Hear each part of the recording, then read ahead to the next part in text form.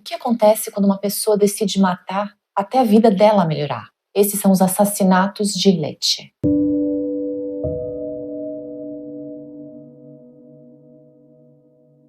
Oi, gente. Estamos ainda na Itália, no sul do país, na região da Puglia. A província é Lecce. Estamos na cidade de mesmo nome, que conta com mais ou menos 95 mil habitantes. E o ano é o 2020. Vamos direto conhecer os nossos protagonistas. Daniele De Santis está então com 33 anos. Ele nasceu em Lecce mesmo e mora ali.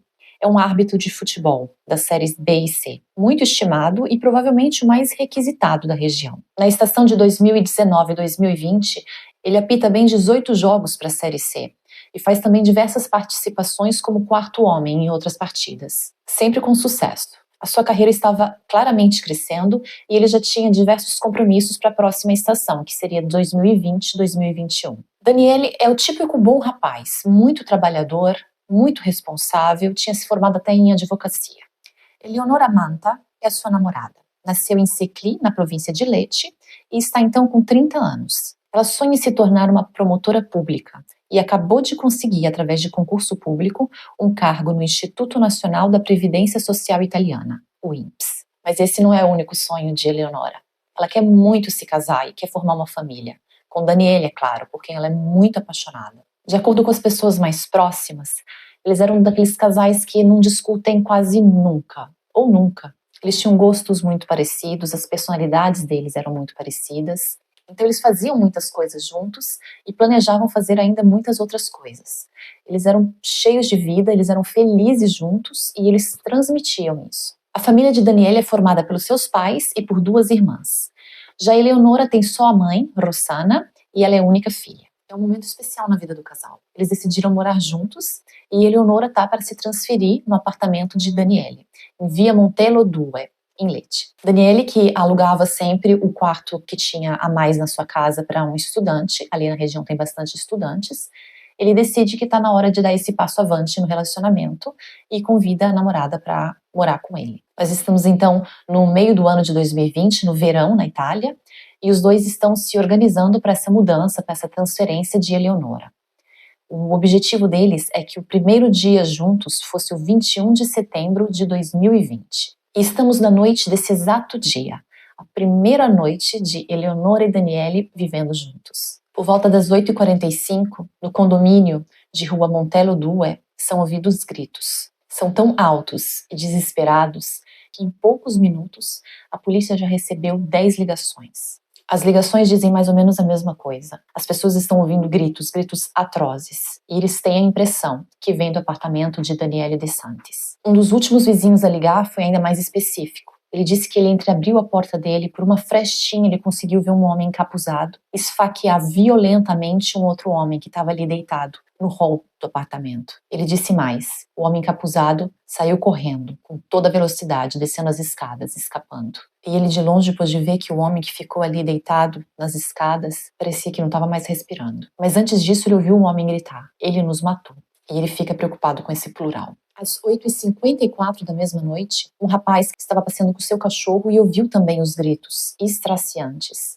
Ele também decide chamar a polícia, enquanto caminha exatamente para a Rua Montello 2, em direção de onde estão ouvindo esses gritos.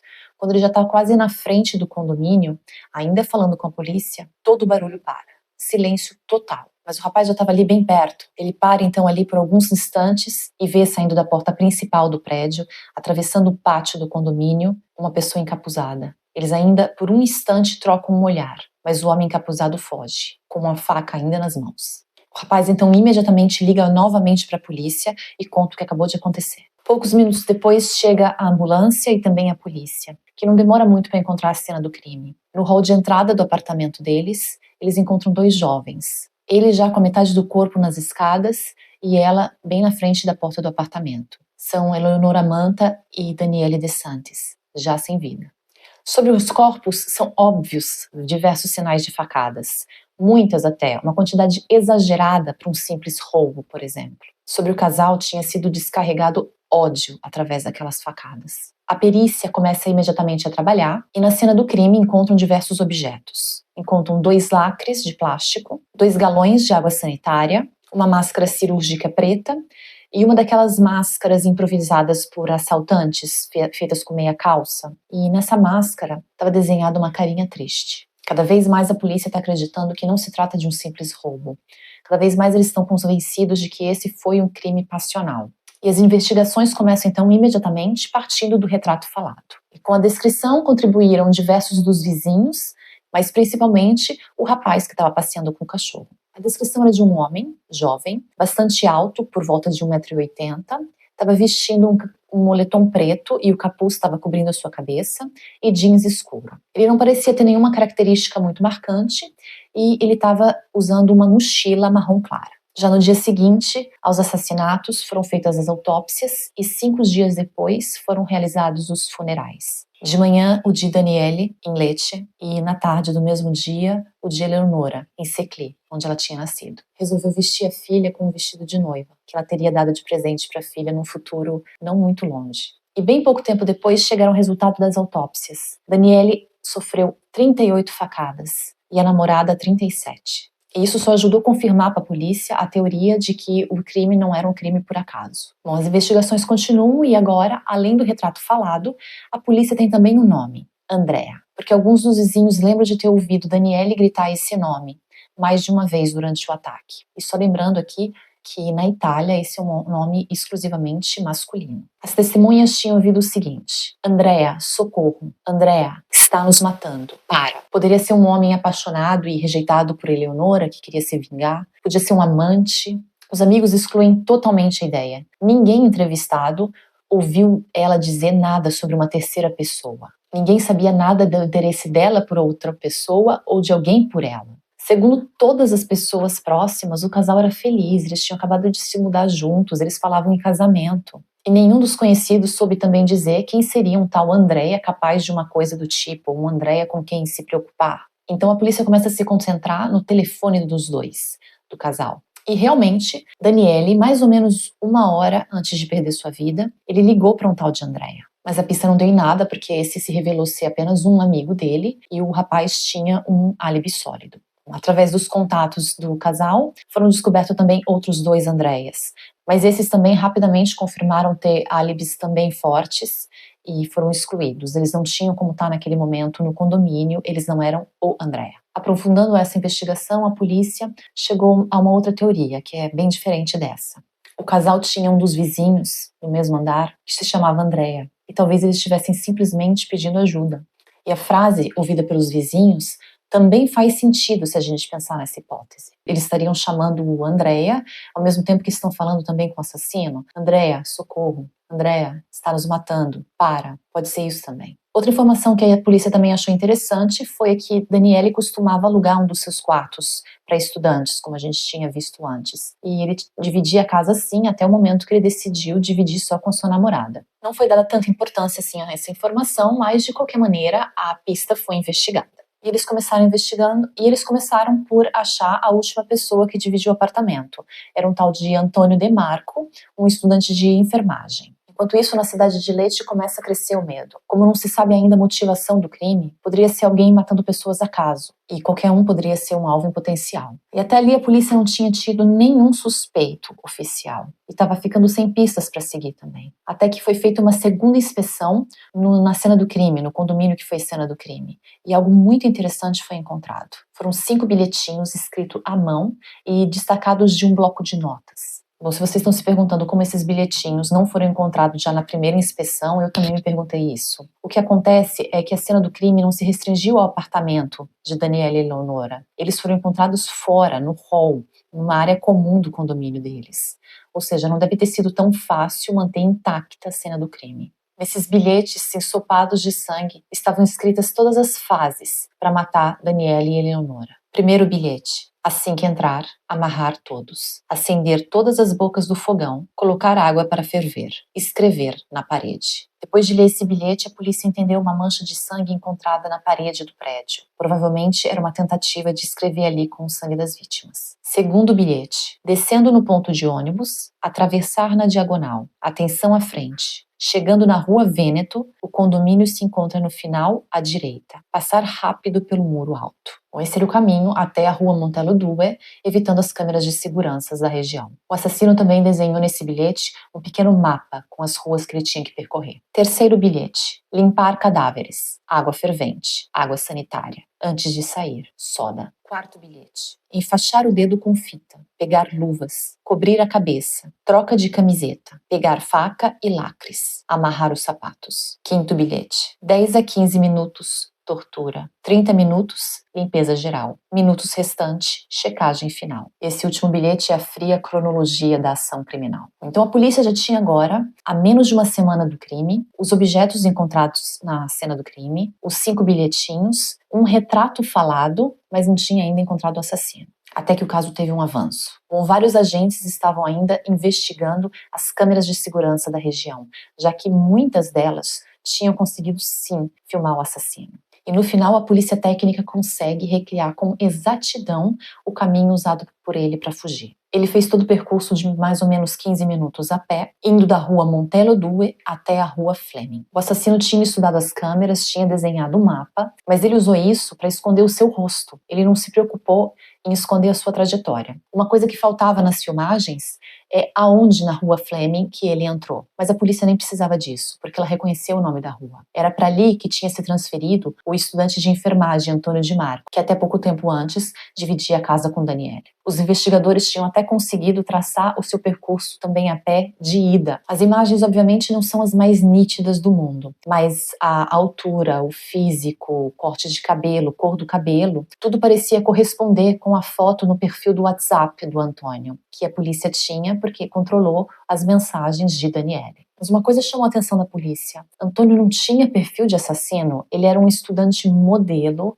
nenhuma passagem pela polícia, nenhuma multa que seja, sem nenhum outro problema aparente também. E por isso que a polícia resolve não abordar o rapaz imediatamente. Eles resolvem começar a seguir ele imediatamente para conseguir entender um pouco mais sobre ele. Se passam assim 2 ou 3 dias, Antônio tem uma vida completamente normal, se comporta de maneira completamente normal. Ele desvia muito pouco da rotina casa-trabalho, trabalho-casa. Ele tinha hábitos bem simples e ele parecia estar sempre tranquilo. A polícia precisava de mais do que isso.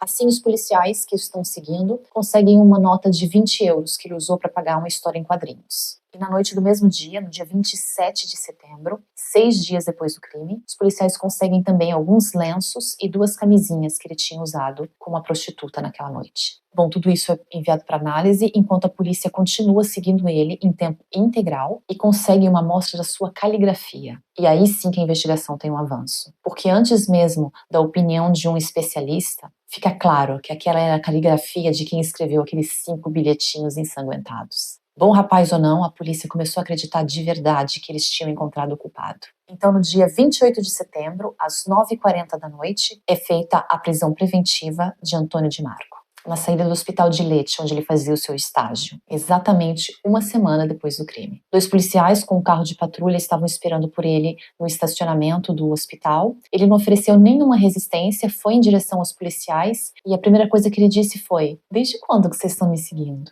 Falando assim, quase rindo, como se estivesse muito excitado com a situação. Bom, ter um suspeito oficial em custódia era seguramente um avanço nas investigações. Mas uma coisa muito importante ainda faltava: a motivação para o crime. Principalmente um crime assim tão passional. Para entender isso, a gente tem que entender quem era ele. Quem era Antônio de Marco? Antônio de Marco, estudante de enfermagem de 21 anos, de Lecce. Desde criança, ele apresentava uma personalidade muito compulsiva. Passava horas fazendo a mesma coisa, como desenhar, por exemplo. E se a sua mãe o interrompeva, ele tinha crises incontroláveis de choro. Ele nunca teve amigos e cresceu então um rapaz definido por todos sempre como quer, quase não falava. Ele aluga então o quarto na casa de Daniele e os dois dividem um apartamento ali até que, em julho daquele ano, Daniele diz para ele que o quarto não seria mais disponível porque a namorada ia se mudar ali com ele. Então Daniele não tem muita dificuldade de encontrar um outro quarto e no final daquele mês mesmo ele se muda para a rua Fleming. Ali ele divide o apartamento com outros estudantes. Ele, antes de sair, entrega as chaves do apartamento para Daniele, mas não antes de fazer uma cópia. Na mesma noite de sua prisão, Antônio foi interrogado e admite tudo. Admite os 2 assassinatos. Tudo vem descrito por ele com detalhes e com total frieza. Era claro que ele não tinha se arrependido de nada. E no final do interrogatório, a polícia já tinha reconstrução dos fatos no dia do crime. Antônio chega na casa de Daniele e Eleonora por volta das 8h45 da noite, consegue entrar com a chave que ele tinha feito sem nenhum problema e dá de cara com um casal jantando, comemorando a primeira noite morando juntos. Daniele imediatamente se levanta e se joga sobre o intruso, que começa a esfaqueá-lo imediatamente, usando uma faca de caça. Daniele, mesmo com uma ferida no pulmão, tá cambaleante, mas não cai. Eles então começam uma violenta luta e Daniele acaba tirando a máscara que Antônio estava usando e pergunta para ele aos gritos por que ele o estava matando. Quando Daniele está quase sem forças, Antônio volta sua atenção para Eleonora, que está tentando escapar. Ela já conseguiu até abrir a porta de entrada da casa, mas ele consegue chegar até ela facilmente e a golpeia até imobilizá-la. Enquanto isso, Daniele consegue também alcançar a porta, mas o agressor se joga sobre ele e os dois acabam caindo no hall do apartamento, onde Antônio rapidamente dá suas últimas e fatais facadas a Daniele. Eleonora também consegue se arrastar até o hall, indo em direção a Daniele, mas ela no meio do caminho já perde todas as suas forças, é tarde demais para ela. São 75 facadas no total, em menos de 10 minutos. O assassino então escapa do condomínio, são 8h57 da noite, e a gente sabe esse horário com precisão, porque o rapaz que estava passeando com o cachorro, assim que viu aquela pessoa sair do condomínio, ligou para a polícia, exatamente naquele minuto. Bom, como vimos, depois do crime, Antônio volta a pé para sua casa, na rua Fleming, mas o que as câmeras de segurança não pegaram é que, em um certo momento, ele jogou alguns itens fora. Ele jogou a faca e ele jogou uma peça de roupa, provavelmente suja de sangue, numa lixeira pública. Ou entrando em casa, ele vai direto para o banheiro para tomar um banho, mas antes ele vomita. E enquanto ele está ali, o seu telefone começa a vibrar, muito, em continuação. São diversas mensagens no grupo de WhatsApp que ele tem com os outros estudantes que dividem o apartamento com ele. Eles estão comentando sobre um massacre que acabou de acontecer ali, não muito longe da casa deles. Um dos estudantes escreve: "Eu tô em casa, já fechei bem as portas e as janelas. Parece que o louco tá girando com a faca ainda na mão." Imagina o susto deles, quando eles ficaram sabendo que o louco estava ali dentro, usando o banheiro deles naquele momento. Bom, depois do banho, antes de dormir, Antônio escreve um e-mail, colocando como destinatário sua mãe e uma amiga, mas ele acaba não enviando esse e-mail nunca para nenhuma das duas. No e-mail ele contava tudo o que ele tinha acabado de fazer. Enquanto ele era interrogado, o seu quarto também estava sendo revistado. E a coisa mais interessante e importante encontrada ali foi um diário, que estava muito bem escondido. Ele escrevia ali quase todos os dias. Eram páginas e páginas inteiras falando das suas frustrações, de como ele não conseguia encontrar o seu lugar na sociedade, de como ele não tinha amigos e de como ele não conseguia ter nenhuma espécie de relacionamento com o sexo oposto. Escrevendo também que, por causa disso, ele tinha que, muitas vezes, pagar por sexo. Lendo o diário, era fácil perceber que encontrar uma namorada tinha virado uma obsessão para ele. Essa ideia começou a tomar cada vez mais conta das páginas do diário, quando ele foi rejeitado por uma colega de enfermagem. Uma coisa que pode sim ser bastante chata, mas que é completamente natural, não no caso de Antônio. Lendo o diário, o que se vê, resumidamente, é uma pessoa que era frustrada muito em geral, que não era capaz minimamente de lidar com o fato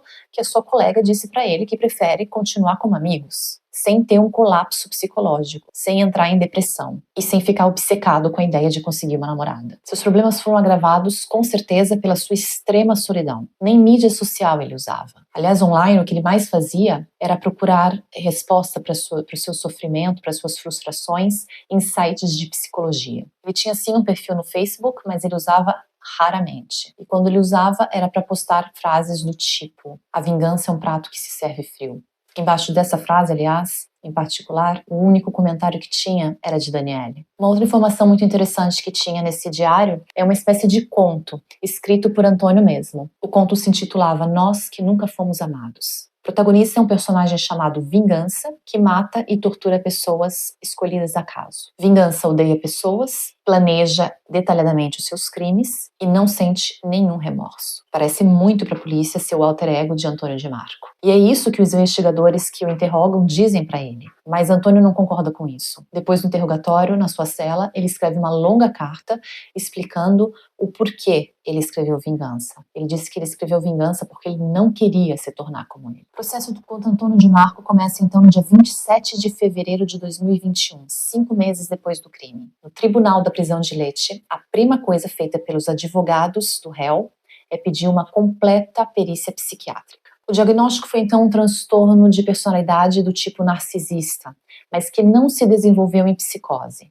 Ou seja, ele é considerado capaz de responder pelos seus atos, sim. Os peritos acrescentam também que ele premeditou o crime e que, durante a execução, ele estava completamente lúcido. E assim cai por terra praticamente toda a defesa de Antônio. Então, depois de 4 meses de julgamento, no dia 7 de junho de 2022, Antônio De Marco é condenado à prisão perpétua. A pena justa para uma pessoa cruel, sem humanidade e sem piedade, diz o juiz. Levando em consideração o quanto o jovem casal suplicou por suas vidas durante o ataque, a quantidade excessiva de facadas e a tentativa de escrever nas paredes com o sangue das vítimas, o juiz considerou como agravante a crueldade. E levando em consideração os 5 bilhetinhos, o seu diário e a compra de uma faca de caça de 15 centímetros, foi também estabelecida a premeditação, que também é um agravante. Eu diria que mais do que ter planejado esses ataques, Antônio parecia estar sonhando com eles. Para não falar também da completa ausência de provocação por parte das vítimas. E alguns meses depois, como se não bastasse, 4 meses de detenção foram acrescentados à sua pena de prisão perpétua, por possuir no seu computador material pedopornográfico. No dia 15 de dezembro,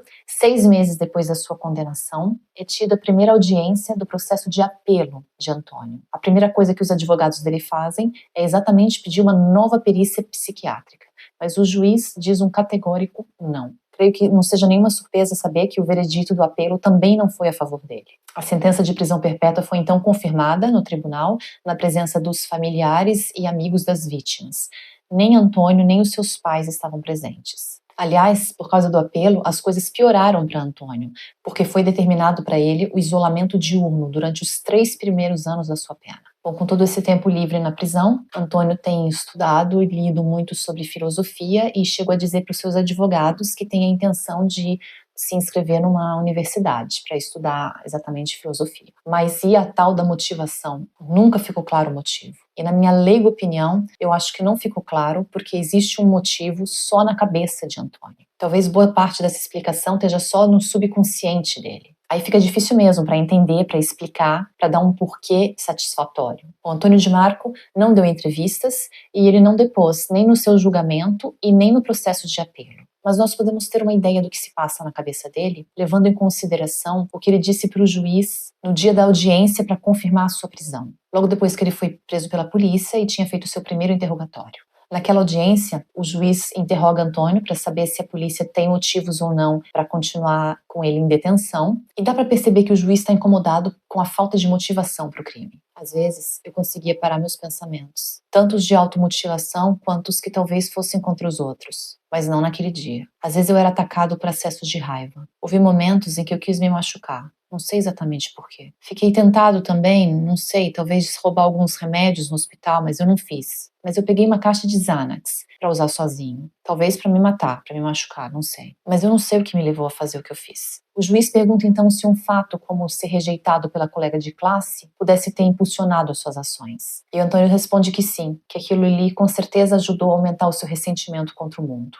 A polícia tinha pensado que talvez o fato de Daniele pedir para Antônio deixar o apartamento tivesse causado qualquer raiva, mas Antônio friamente disse que não, que ele começou a planejar o ataque, que foi em setembro, desde março daquele ano, quando ele ainda dividia a casa com Daniele. E sobre a convivência deles, quando ainda dividiam um apartamento, Antônio disse que era mínima, eles tinham horários diferentes, eles comiam em horários diferentes, eles falavam pouquíssimo, mas que eram cordiais um com o outro e que nunca tinham tido nenhuma espécie de problema. Ou seja, as declarações de Antônio são um monte de eu não sei. Eu particularmente acredito que a explicação mais clara esteja num desabafo que Antônio escreveu no seu diário. Decidi matar Daniele, quero descontar em alguém. Por que tem que ser o único a sofrer? Se Deus, o destino, o acaso não querem que Daniele ou qualquer outra pessoa morra, então deve fazer com que eu encontre uma namorada. Ou eu não vou parar nunca. Vou matar cada vez mais pessoas. Ele escreveu isso. Uau. Bom, ao menos nesse caso, não apenas foi feita justiça para a vítima, não apenas foi estado punido o assassino, mas também foi tirado de circulação